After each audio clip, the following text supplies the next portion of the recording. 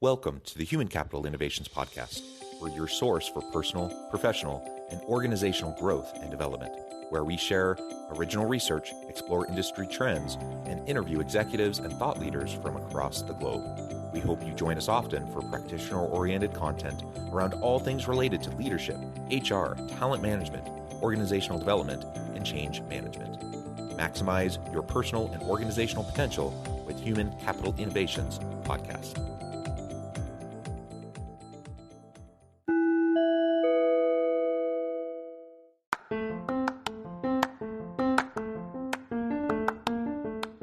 If you enjoy the Human Capital Innovations Podcast, enjoy ad-free listening by going to the Patreon page, and please consider contributing even at the producer or sponsorship level. And please leave a review. Thank you for your support.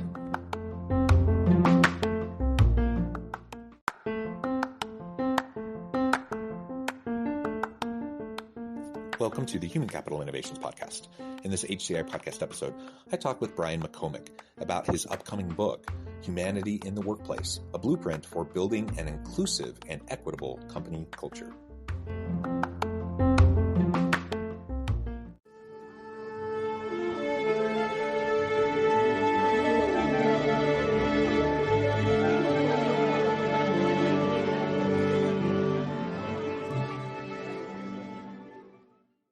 Brian McCormick, welcome to the Human Capital Innovations Podcast. Thank you so much, John. I'm delighted to be here. It is a pleasure to be with you. I am south of Salt Lake City in Utah. Where are you joining us from today? Today, I'm joining from Fort Lauderdale, Florida, which has actually been consistent for a little while because I was one of the nomads during the pandemic. So it's nice to have like a place to call home again. Yeah, that's wonderful. Having a home is wonderful, though I also am jealous of the nomad life. I kind of had this desire to buy a Sprinter van and just roam the country and stay wherever I happen to be. But anyways, that's another topic for another day. Wonderful to be with you. I'm really pleased to have the opportunity to talk about DEI stuff, diversity, equity, and inclusion, and how to create a human-centered workplace. Of course, that's what your book is all about. And that's what we'll be unpacking and discussing together today. As we get started, I wanted to share Brian's bio with everybody. Brian McCormick is a diversity and inclusion consultant, speaker, author, and facilitator with over 20 years of experience in D&I, HR, company culture, change management, internal communications, and employee experience. He is the founder and CEO of Hummingbird Humanity, a consulting firm that cultivates and champions inclusive workplace cultures and human-centered leadership. He is also the author of Humanity in the Workplace, a blueprint for building an inclusive and equitable company culture, which was released in 2022. Again, a pleasure to be with you. Anything else you would like to share with me or my listeners by way of your background before we launch in? Sure. The first thing we need to give you an updated bio on the release date. So it will be released actually in Q1 of 2023. It was the original plan was to release it this year, and I realized I wanted to do a little bit more work on the manuscript. So it'll be out in Q1 of 2023. So stay tuned for more, for updates on that for all of you listening, and we'll talk more about later how you can follow those updates and buy the book in a few months. I know writing a book is a big process, and getting it to completion and actually getting it out there, it's a big step. So I get it, and I get taking your time and making sure you have everything just the way you want it. So that's fantastic. And again, it's a great topic. So I'll be anxiously awaiting the release of this book. You know what? I want to embody the human-centered leadership philosophy because I gave such a good answer there of I wanted to do a little bit more work on the book, which is true.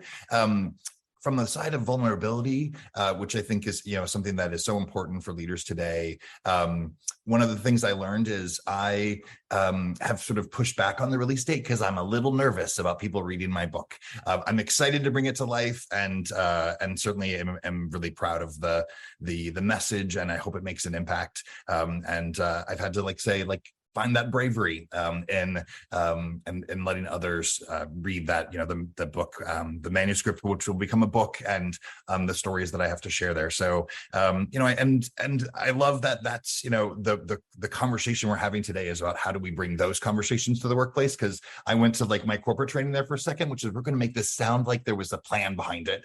And the plan was Brian was a little scared.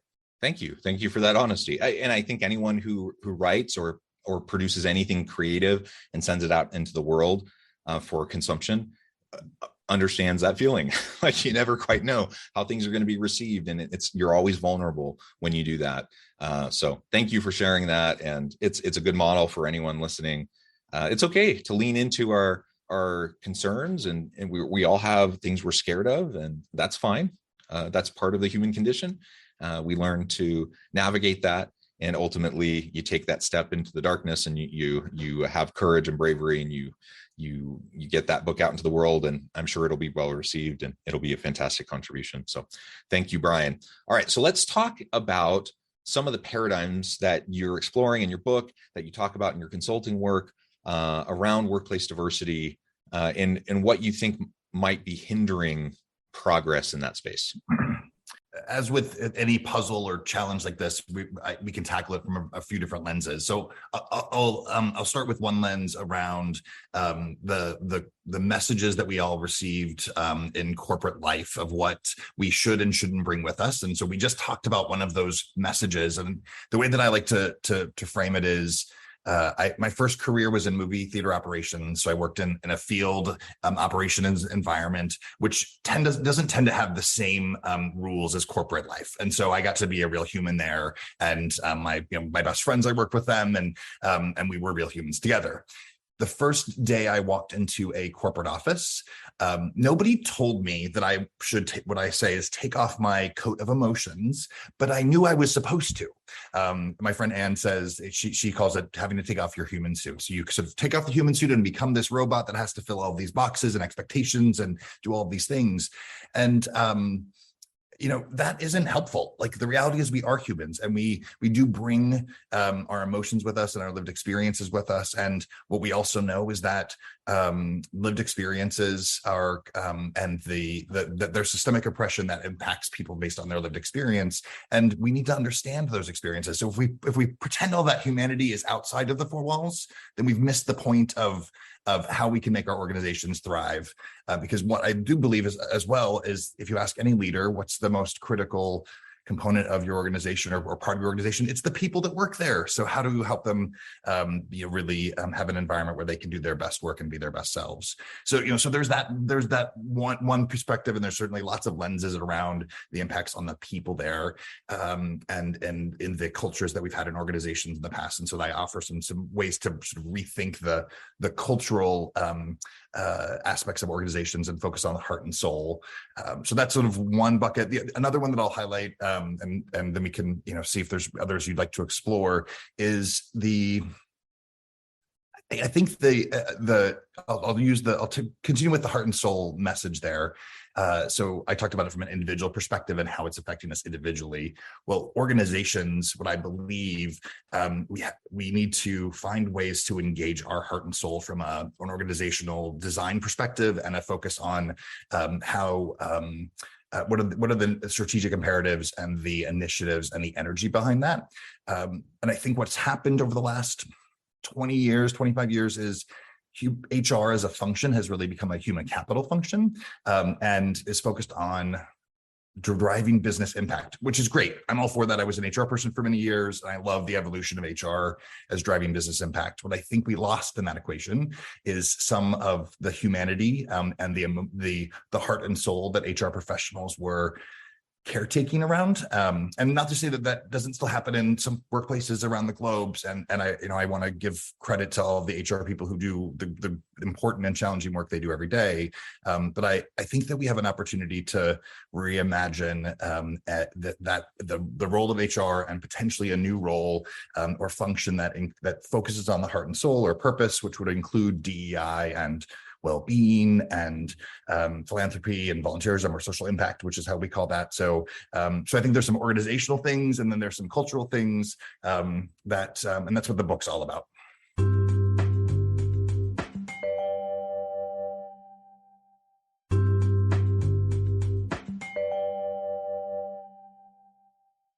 I completely agree. So on the one hand, there's been this move towards metrics and people analytics and building the business case around HR, the HR function and all of that, because it's the corporate speak, right? It's what people in other areas, that's the language that they understand. So I often talk about, when I have these kind of conversations on the podcast or with other people or in my own consulting work, I have the conversation around, there's the business case for why we do things, and that's important to lay out to make sure it's clear to everybody. But there's also the human case, and we should also be very clear about the human case. And they usually go together, right? You usually, if you focus on the well-being of your people, and in this case, we're talking about DEI stuff, but any sort of well-being of your people, that's going to drive better bottom line outcomes for the organization. So the two go hand in hand. And I think in a lot of people's minds, a lot of executives who may not come from the HR kind of background or the people management background, they often see it as a dichotomy. Like, you either focus on the bottom line or you work and focus on your people. And I think the research bears out that that's just not true. When you focus on your people and the human case behind it, it'll also feed into the business case, and you'll help everyone succeed and win. And so I just think bringing the human component back into it is really, really important. And that's something we can't talk about enough, I think, especially in this day and age of data analytics and AI driven decision-making and some of those types of things. Yeah. Oh, absolutely. I have one of the CEOs that I get to work with. We were having a version of this conversation, and what was cool about starting to work with him and his organization is he already had so many beliefs and that aligned with what we're talking about. He wanted to create a human-centered environment. That wasn't what he called it, but that's what he was trying to create. And his one of his core leadership beliefs is that profit and revenue is an outcome of what he does to lead the people at the company. So he focuses his energy on creating an environment where the people that work there can excel. And I thought that was a really interesting pivot, because I think what we, in those meetings, in those various rooms and conference rooms and boardrooms, we look at spreadsheets. So there's numbers on so a spreadsheet or a PowerPoint deck, and we are making decisions about the outcomes. And that's important. I'm not saying ignore the numbers or don't leverage that information, because it's critical. I think what's maybe has been lost is the reality that every single number behind it is a person or a group of humans. And as you're making those decisions, how do you keep those humans in mind?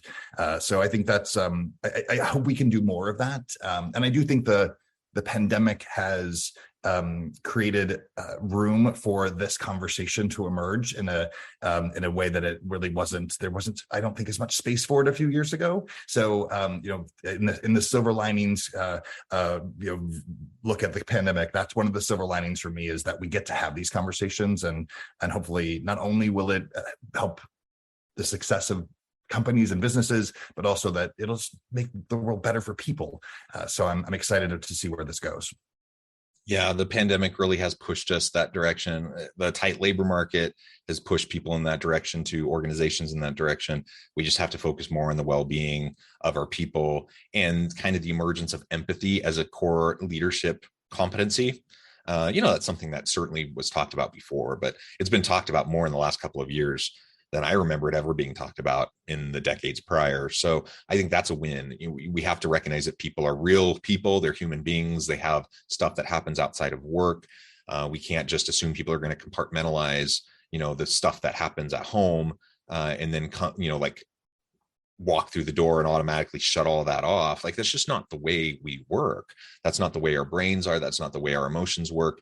That's not the way stress and anxiety works. It all blends together. And so we just need to have some compassion. We have to have some empathy. We need to recognize and meet people where they're at, support them the best we can. When we do those things, then, our people feel valued. They feel needed, wanted. They feel like they have the opportunity to contribute in meaningful ways, that they can be their authentic self in the workplace, so on and so forth. All of that human-centeredness, then again, leads to greater productivity, greater efficiency, greater creativity, greater innovation, all those things which lead to better profits, better customer retention, all of those things. So again, it all goes hand in hand. And I think the organizations that have leaned into that during the pandemic, they've become employers of choice. And as we have the great resignation, you see people leaving and going other places, looking at, for greener pastures elsewhere. They're flocking to those employers of choice. And the ones that haven't embraced it, and they kind of screwed over their people, or just were pretty callous towards them during the pandemic, they're losing all their good people. And now they're floundering, trying to figure out how they can survive. Yeah, well, and I think it's important, and I encourage leaders and decision makers to, as you're making business decisions. So one thing I like to say is I don't really care whether you get to this conversation because you think it's good for your bottom line or it's good for people or it's good for people. It's good for both. Wherever you're starting from, thanks for joining the conversation. Let's do some good work together. And so, for those leaders who didn't focus on the humanity part of this conversation over the last couple of years and are really focused on the business impact and outcomes that the human-centered leadership conversation can emerge, that conversation from the pandemic that we're talking about here, we're talking about from a workplace context. The other side of it is people have said life's too short. Life's too short to be miserable in a place that I don't want to work or that doesn't treat me well. And there are choices, and I can move to a different place. I can I can join the gig economy. So I think workers have a much expanded understanding and awareness that they have more of a choice than ever before in where they get to work and what that looks like. So if you want the best people, you have to create an environment where they want to be. And I think that's a new lens to think about it through. I think the other part of that I also think is important for leaders and decision makers to think about is the changing demographics of the world. By 2040, the United States population will be predominantly people of color. So whether you're looking at it from your employee base or from your customer or clientele base, the reality is the workplaces that we lead today have to change to engage the evolution of the demographics of our workforce. So if you're focused on the long-term success of your organization, get in the conversation. Yeah. And so all of this feeds into diversity, equity, and inclusion. I've mentioned belonging as well. That's often included in the acronym. So as we think about DEI or DEIB, what are some, and you've already talked about some of the old paradigms that are perhaps harmful or hindering our development. What are some of those mindset shifts that need to happen as we move more towards that people first way, especially for people who are just kind of locked in and embedded in this old way of thinking? How do we disrupt that so they can start to embrace this new approach?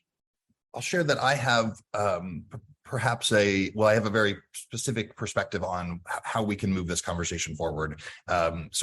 I was an HR professional for many years, and I was then a DEI professional, and now I combine those skills and experiences and understandings into the work that we do at Hummingbird. When I think about the way that DEI has been done, and this is a perception, this isn't necessarily, as with anything, you generalize something, that doesn't mean it's true everywhere and every person and every organization. But generally, the work that and the approach to DEI over the years has made people feel bad, and it has felt accusatory and it has felt blameful, and so then people don't want to engage in that conversation. You're like, well, that didn't feel good. Why do I want to be part of that? So the way that and the other piece of it is that DEI focuses really focused on awareness and education.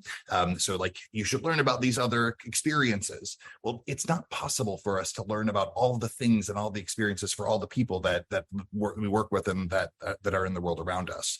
So the way that we at Hummingbird try to shift the paradigm, and we were talking about this a moment ago, and you were highlighting around the paradigms of inclusive leadership. So it is happening, the conversation happening. I think we need to be more clear about it. So our focus is on how do we develop the skills to be able to see each other as humans, to identify our shared humanity, to then use that shared humanity as a catalyst to say, okay, well, John, you and I have different lived experiences. Let's learn about what happened in your life. And I think if we can start from, we're in this together as humans, and we also have different experiences, that allows space to understand systemic oppression in a different way. So that's the real focus of the work that we do at Hummingbird. And I hope that that's what we're going to see more of, is how this work can help the people and organizations have conversations that are building bridges and allowing us to see each other, understand each other, and acknowledge the systems of oppression that impact others. And then when you have that opportunity to understand through a different lens, then you can also then take action and support the change that's in progress. So I hope that that's where we go from here, is we do more of that and look at the skills and the capabilities and build those muscles that are required for these sensitive conversations. One other thing I would just mention very quickly there is one of the other tenets of workshops that we do around that we typically facilitate conversations around DEI topics, but the focus is on the conversation, not the content. And one of the things we say is, we don't expect you all to agree with that content that you watched or listened to. The goal isn't to agree. The goal is to understand, and then to have the ability to engage with other humans in a respectful way. And we've seen that to be very powerful. So those are a couple things that I think are happening, and I'd like to see more of.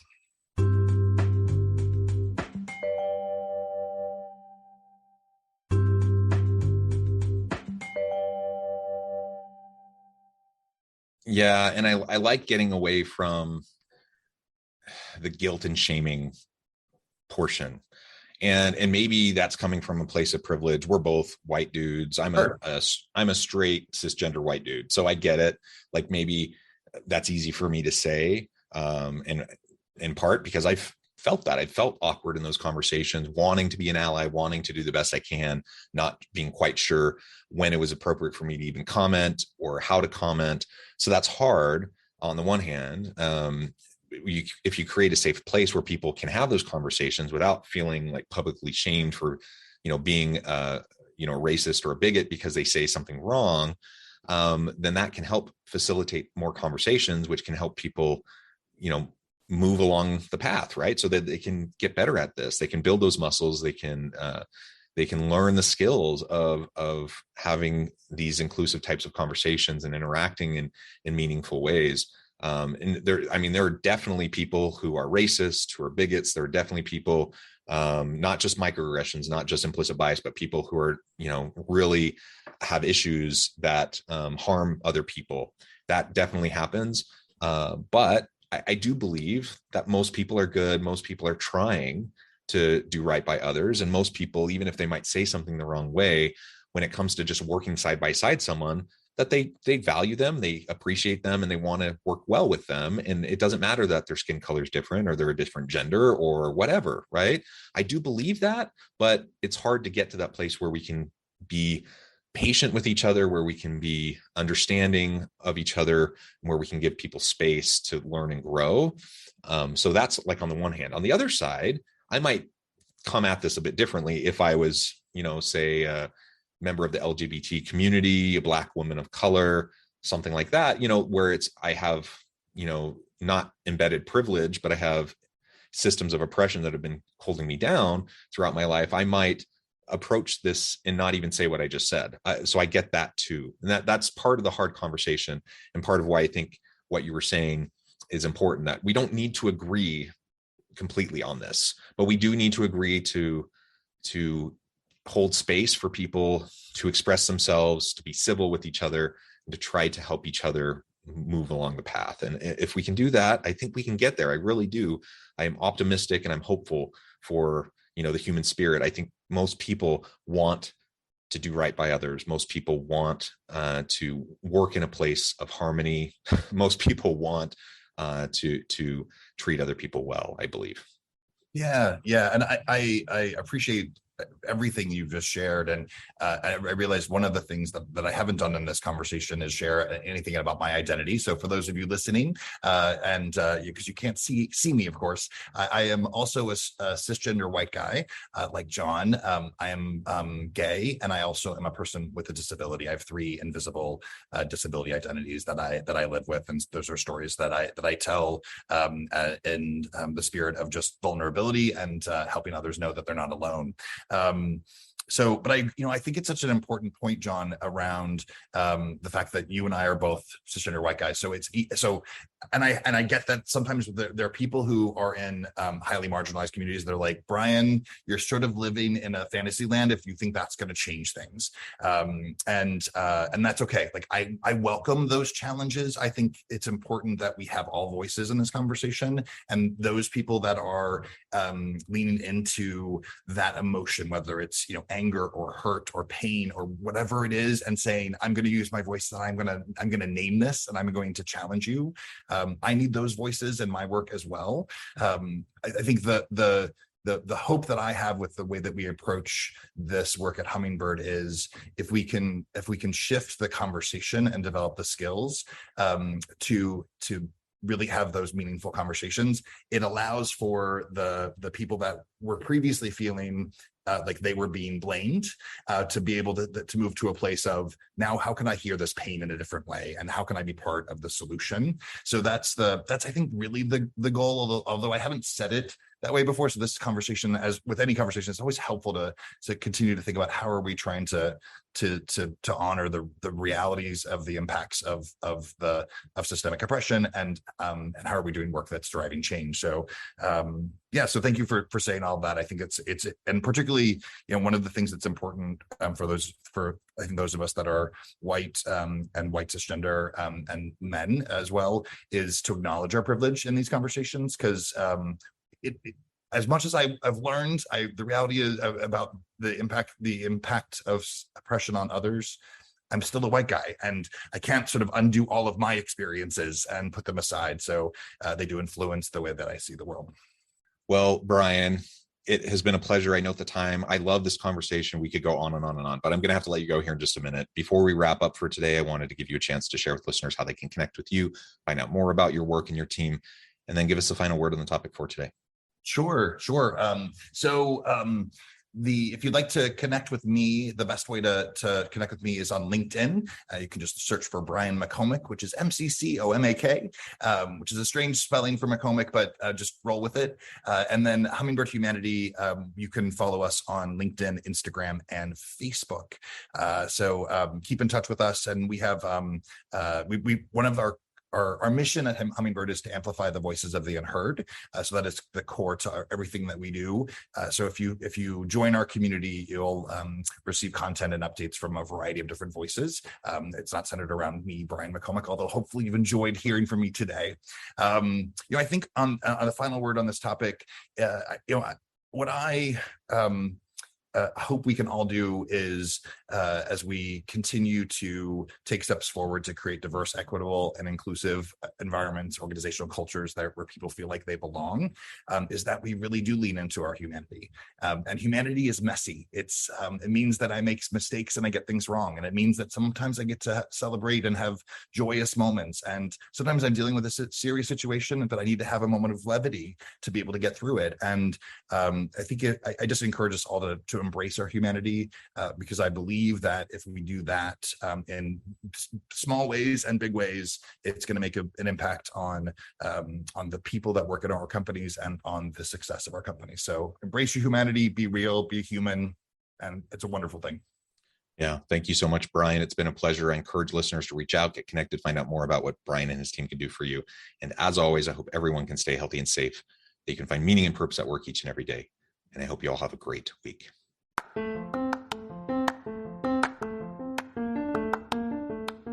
Do you enjoy the Human Capital Innovations podcast? Enjoy ad-free listening by going to the Patreon page, and please consider contributing even at the producer or sponsorship level. And please leave a review. Thank you for your support.